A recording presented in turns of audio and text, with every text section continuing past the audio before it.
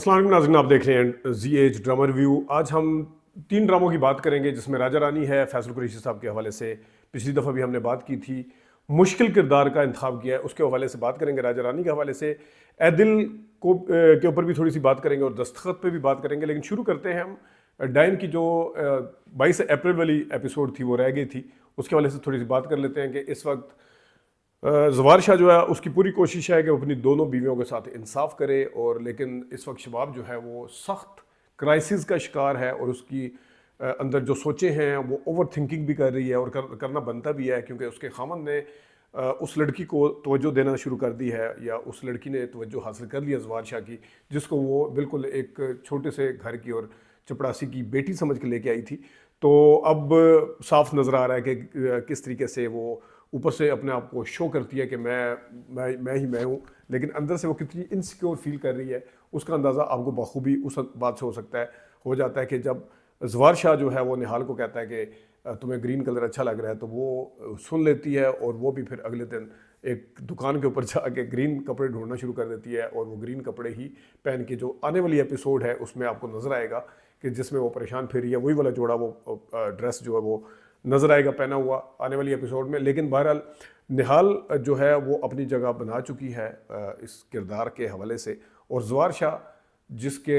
हवाले से अपनी बहनों के हवाले से मैंने पहले कहा था कि वो ठीक है उनकी बहनें लालची हैं या उनके खावंद लालची हैं, लेकिन जितना इंसाफ पसंद दिखाया है जवार शाह को उतना वो उसको तमीज़दार शायद नहीं दिखाया, क्योंकि बड़ी बहनों के साथ वो जिस तरीके से बर्ताव कर रहा है या जिस तरीके से उनके साथ नोइंगली के वो मतलब है उसके चाहती और लालची हैं जो भी है, लेकिन ये थोड़ा सा जवार शाह के उस करैक्टर को जिसमें बड़ा पढ़ा लिखा दिखाया है शाह जी, लेकिन वो किस तरीके से साइन जो है वो अपनी बहनों के साथ करते हैं। लेकिन देखते हैं आगे जाके ड्रामा किस तरफ जाता है। पूरा भरपूर मार्जिन अभी तक जो नज़र आया वो मुझे शबाब के किरदार में नज़र आया अदाकारी के पॉइंट ऑफ व्यू से। हालांकि निहाल के किरदार में भी है, लेकिन निहाल की शायद महवी शहजाद साहिबा की शख्सियत इस किस्म की है कि उसको थोड़ा सा चीज़ों को स्विच करने में या थोड़ा डल है डल करैक्टर शायद इसकी रिक्वायरमेंट भी थी। मैं ये नहीं कहता कि वो ऐसा नहीं होना चाहिए था, लेकिन थोड़ा सा वो लगता है। अब आते हैं ज़रा थोड़ा बात करते हैं ए दिल पे। ए दिल जिसमें मोहित जो है उसने घर तोड़ने के हवाले से, रुहाम का घर तोड़ने के हवाले से जो बात की है वो बिल्कुल नज़र आ रही है सामने। अब देखने वालों को राइटर ने ऐसी जगह पे ला के खड़ा किया है जहाँ पे देखने वाले शायद बैक ऑफ द माइंड में, हालांकि ऐसा होगा नहीं, ऐसा लगेगा क्योंकि माहौल इस किस्म का बन गया कि कबीर जेल में है, उसकी बीवी उसको माफ़ करने के लिए तैयार नहीं है,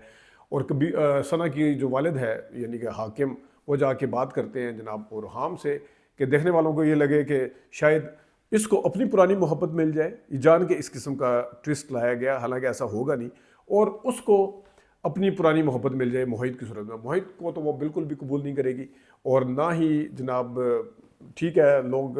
बड़ी खार खा रहे हैं रुहाम से, लेकिन रुहाम ने हाकिम को लिफ्ट ना करवा के भी एक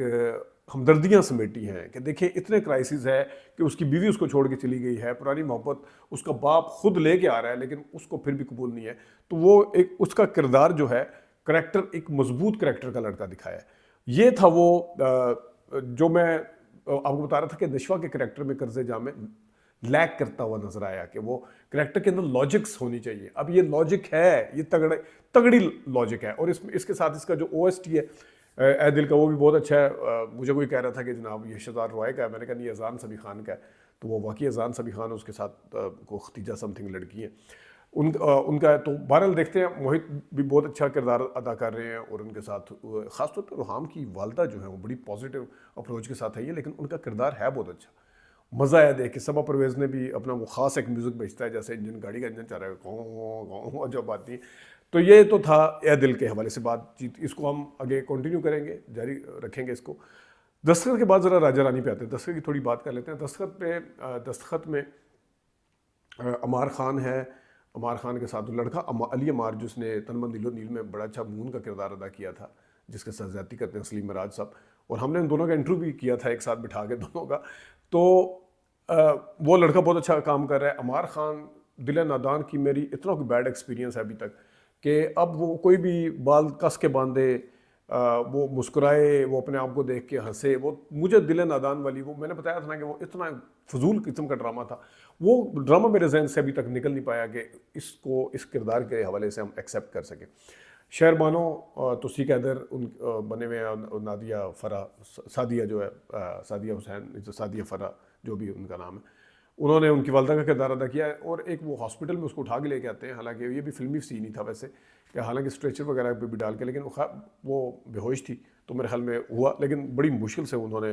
बाय द वे तुसी कैदर साहब ने उठाया हुआ था। तो ये आगे जाके हम आपको कुछ अगली उसमें वीडियो में कुछ सीन भी दिखा देंगे जो थोड़े से इलॉजिकल हैं या थोड़ी सी तुक्के जहाँ पे कम नजर आती हैं, लेकिन बहरहाल वो उठा के लेके गए, उनकी हिम्मत है, इस उम्र में उनको उठा के लेके चले गए। लेकिन एक दफ़ा उन्हें लग पता गया था कि उनकी बॉडी लैंग्वेज से लग रहा था। बाबर अली साहब का किरदार, बाबर अली साहब अपने किरदार में ठीक कर रहे हैं, थोड़ा फिल्मी स्टाइल से, मैंने पहले भी कहा था जब गैर ड्रामे के हवाले से हम बात कर रहे थे कि फिल्मी स्टाइल से अदाकारी करते हैं, तो वो ठीक है। अफान जो है वो by the way Babar Ali से कुछ ज़्यादा, उनके वो वालिद बने हुए हैं, कुछ ज़्यादा वो नहीं लग रहे, जिस तरह अमार जो है वो उसकी नादिया अफगान की बेटी बनी हुई है, उनकी उम्रों में कोई बहुत ज़्यादा फ़र्क नहीं है। तो इसी तरह इनके भी एज, बाबर अली सीनियर अदाकार है, तो 95 में उनकी, 94-95 में उनकी जीवा फिल्म आई थी, फिर उससे पहले मोहम्मद बिन कासिम, अच्छी एज, अच्छी खासी है, लेकिन अफान भी काफ़ी सीनियर हो चुके हैं। तो वो जिस तरह अब ये मून लड़का है, ये अगर बाबर अली का बेटा होता तो लॉजिक लगती थी, लेकिन बहरहाल चले कोई नहीं, इस चीज़ को हम एक्सेप्ट कर लेते हैं। देखते हैं ड्रामा जो आगे किस तरफ जाएगा। अब आते हैं जनाब फाइनली हम राजा रानी की तरफ। राजा रानी का किरदार मैंने पहली किस्त में बताया था, फैसल कुरैशी साहब एक बच्चे का, सादा साईं लोग टाइप सादा बच्चे का किरदार अदा किया, यानी कि इस एज में आके एक तो उनके जो फिज़िकली वो मोटे हैं बहुत ज़्यादा, फिर उनकी एज फैक्टर, एजिंग जो है वो अब नज़र भी आती है बाय द वे। तो जावेद शेख और उनकी भी एज वही जो मैं पिछले कहानी में बता रहा था आपको, तो वो नज़र आता है, लेकिन इसमें वो ज़्यादा ये है कि एफर्ट करते नजर आए। अब इस किस्त में जहाँ वो भागते हैं, जहाँ चलते हैं, अच्छा मैं खेलूंगा, अच्छा मैं ये करूँगा, मैं बैठे लगा वहाँ पे, वो साफ पता चलता है एक्टिंग कर रहे हैं, वो साफ पता चलता है एक्शन रिएक्शन उनका जो है वो कभी यूँ करके चलना शुरू हो जाते हैं, वो चलने में भी उनकी कॉन्टीन्यूटी मुसलसल नहीं है, कभी कुछ कर रहे हैं, यानी कि वो कन्फ्यूज़ हैं, वो चलते हुए भी कन्फ्यूज़ हैं, आधे रास्ते में वो सही करके दौड़ रहे हैं, आधे में फिर यूँ एक टांग यूँ करके दौड़ रहे हैं, मतलब वो उनकी कन्फ्यूजन जो है वो बिल्कुल वाज़ह नज़र आती है। तो इस चीज़ को ज़रा देखा जाना चाहिए था, फैसल कुरैशी साहब को सोचना चाहिए था, क्योंकि जब देखें अगर शोले जैसा किरदार में अमिताभ बच्चन जैसा किसी और को मिले फ़ौरन, तो उसके लिए बहुत बड़ा चैलेंज होगा। इसी तरह जो हमजा अब्बासी का प्यारे अफजल में किरदार था, वो किसी और को मिले तो बहुत बड़ा चैलेंज होगा। अदनान समी खान, अदनान सिद्दीकी का किरदार मेरे पास तुम वो वाला मिले तो वो बहुत बड़ा चैलेंज होगा। अब इसी तरह पंजाब नहीं जाऊँगी मैं, जो खगा साहब अपना क्या है, हुमायूं सईद साहब हैं, ये इनका किरदार मिले तो चैलेंज, क्योंकि ये अपनी जो अनमेट नकूश छोड़ चुके हैं उस किरदार के ऊपर। तो नोइंगली के ये वाला किरदार इस किस्म का इससे मिलता जुलता है, चले वो देहाती बैकग्राउंड में था, ये ज़रा मम्मा पापा कहता है, अंग्रेज़ी बोलता है, इसको नहीं पता कि वो उर्दू मीडियम नहीं है, उसके हिना अफरीदी जो भी इसकी हीरोइन है वो उसके पास जाते हैं, तो वो कहते हैं ये क्या होता है, तो वो फिर अंग्रेज़ी में उसको बताती है कि ये होता है। तो वो ज़रा मॉम डैड सादा दिखाया, वो जो था वो गांव का एक सादा था, रांझा रांझा कर दी वो पोला जो था, लेकिन वो किरदार के अंदर उसने ऐसा नक्श छोड़ा है कि अब जनाब सब लोग किसी और चीज़ को जब भी देखेंगे तो मुवाजना जो है इमरान अशरफ के किरदार के साथ होगा। अब आप देखें कि बूटे का किरदार उन्होंने बहुत अच्छा किया था, लेकिन उसकी अपनी कहानी थी, सारा कुछ अपना हिसाब किताब था, फिर उस टाइम उनकी एनर्जी भी लेवल भी और था। अब ये एक इस तरह के किरदार करना है बहुत बड़ा ठट्ठा लगाने वाली बात। हमारे कुछ अदाकारों से इस तरह की सिलेक्शन हो जाती है कि वो, अब जैसे नदीम साहब ने कुछ किरदार अदा किए बाद में, जिसमें वो इतने यंग नहीं थे लेकिन वो यंग नजर आने की कोशिश करते थे, जो फिर वो आपको पता है कि जब वो इस तरह नजर आने की कोशिश कर रहा हो लेकिन उसकी शक्ल अपेयरेंस उस तरह की इजाज़त ना दे रही हो, तो फिर अजीब सा कोई मरब्बा सा सामने आ जाता है, एक अजीब मिक्स टाइप चीज़ सामने आती है। वही बिल्कुल जो है वो फैसल कुरैशी के साथ हो रहा है कि वो अजीब सा नज़र आ रहा है। जावेद शेख साहब अपना किरदार बहुत अच्छा कर रहे हैं, कैसर खान ने ज़मानी मेरे तई तो बहुत अरसे के बाद नजर आए, लेकिन वो किरदार अपना बहुत अच्छा कर रहे हैं। तो इसी तरह और भी है, हुमा नवाब तो खैर इस एपिसोड में नहीं आई, वो जो उसका उस्ताद बना हुआ गाड़ियों वाला, वो भी बहुत अच्छा किरदार अदा कर रहे हैं, लड़की भी ठीक कर रही है, और फिर जो अरीज़ है वो भी ठीक है, ढीठ टाइप लग रहा है, और ठीक मतलब खरांट टाइप जो है वो लग रहा है, उसके पीछे पड़ा हुआ है उसके जावियार के। देखते हैं ड्रामा आगे जाके क्या रुख इख्तियार करता है। और वैसे भी आजकल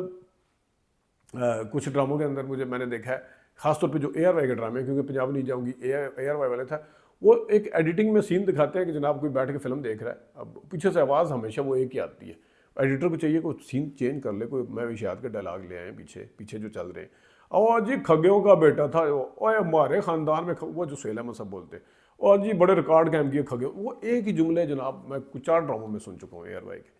तो कम से कम ये थोड़ा एडिटर को ख्याल रखना चाहिए। और एक जगह पे बाबर अली साहब ने इसमें राजा जो राजा रानी है, इसमें एक्सप्रेशन जो थे, जहाँ उनकी माँ गिरती है, दादी जो उसकी दादी बनी हुई है, इनकी जो वालदा है वो गिरती है, अब वो अपना मोबाइल यूज़ कर रहे हैं, तो जो यूँ करते हैं वो यूँ करके ना एकदम पहले नॉर्मल देखना चाहिए था, फिर एकदम हैरान होते हैं। वो पहले हैरान हो गए, ये उन्होंने भवें यूँ चढ़ाई हुई, हैरान होकर ही देखते हैं, जिस तरह मतलब पहले देखने में आपको कैसे पता कि उनकी वालदा को क्या हो रहा है, वो गिर रही है या उनकी तबीयत ख़राब हो रही है। तो ये रिवर्स हो गया, यानी कि जो एक्सप्रेशन उन्होंने पहले देने थे वो उन्होंने बाद में दिए, और जो उन्हें बाद में देने चाहिए थे वो पहले ही उसी एक्सप्रेशन के साथ है। तो आप देखिएगा वो सीन। तो ये थोड़ा सा इशू है, अपना ख्याल रखिएगा। अभी तक के लिए इजाज़त दी।